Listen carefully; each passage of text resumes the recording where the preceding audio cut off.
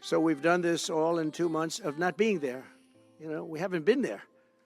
And it's pretty amazing. And we think we're going to do some really great things, really great things. We're being respected again all over the world. The Panama Canal is a disgrace, what took place at the Panama Canal. Jimmy Carter gave it to them for $1, and they were supposed to treat us well. I thought it was a terrible thing to do. It was the most expensive structure ever built in the history of our country, relatively.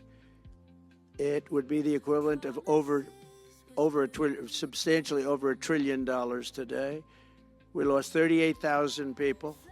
Think of it, 38,000 people, they died from malaria, mosquitoes. They were unable to stop the mosquitoes. They paid people 5 times more to take the job. Many of those people died. We gave it away for $1.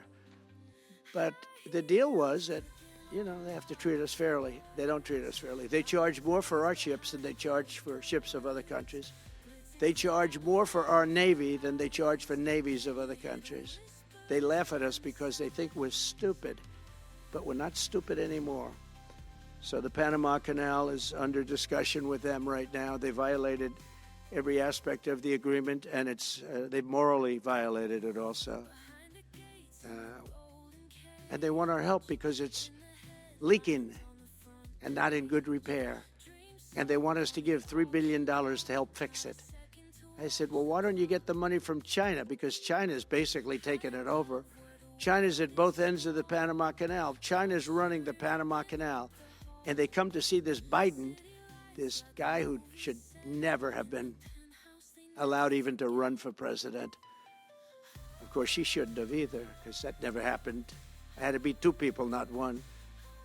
But they want $3 billion to fix the Panama Canal that's run by China and makes a lot of money, China. One of the most profitable structures ever built, because you have ships lined up back to Florida, frankly, and they just keep going through, and the numbers are staggering, $500,000 to $1 million a ship. And they took it away from us, meaning we gave it to them for $1. But not going to happen. What they've done to us, they've overcharged our ships, overcharged our Navy. And then when they need repair money, they come to the United States to put it up. We get nothing. Those days are over. Working with the Republican majorities in Congress, will cut taxes, slash regulations, raise wages, and boost incomes at a pace the world has not seen before, and certainly not from our country.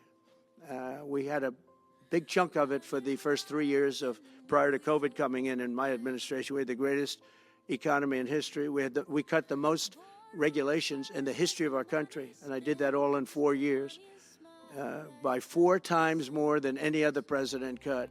We did that in 4 years, and we were just getting started. We'll impose new tariffs so that the products on our stores will once again be stamped with those beautiful words, made in the USA. And we are not treated well, as you know, by Canada. Canada is subsidized to the tune of about $200 billion a year, plus other things. They don't essentially have a military. They have a very small military. They rely on our military. It's all fine, but, they got to pay for that. It's very unfair. I have so many great friends. One of them is the great one, Wayne Gretzky. I said, run for prime minister, you'll win it'll take 2 seconds. But he said, well, am I going to run for prime minister or governor? You tell me. I said, I don't know. Let's make it governor. I like it better. But no, something's going to have to be done. Same thing with Mexico. We have a massive deficit with Mexico, and we help Mexico a lot. They're essentially run by the cartels, and can't let that happen. Mexico's really in trouble, a lot of trouble. Very dangerous place.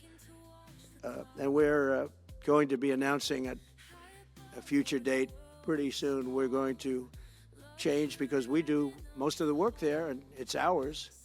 We're going to be changing, sort of the opposite of Biden, where he's closing everything up, essentially getting rid of $50 to $60 trillion worth of assets. We're going to be changing the name of the Gulf of Mexico to the Gulf of America, which has a beautiful ring that covers a lot of territory. The Gulf of America, what a beautiful name. And it's appropriate. It's appropriate. And Mexico has to stop allowing millions of people to pour into our country. They can stop them. And we're going to put very serious tariffs on Mexico and Canada, because Canada, they come through Canada too. And the drugs that are coming through are at record numbers. Record numbers. So we're going to make up for that by putting tariffs on Mexico and Canada. Substantial tariffs. And we want to get along with everybody, but you know, they have to, it takes two to tango. We're approaching the dawn of America's golden age. It's going to be a golden age for America. We have things that nobody else has. We have more natural resources. We have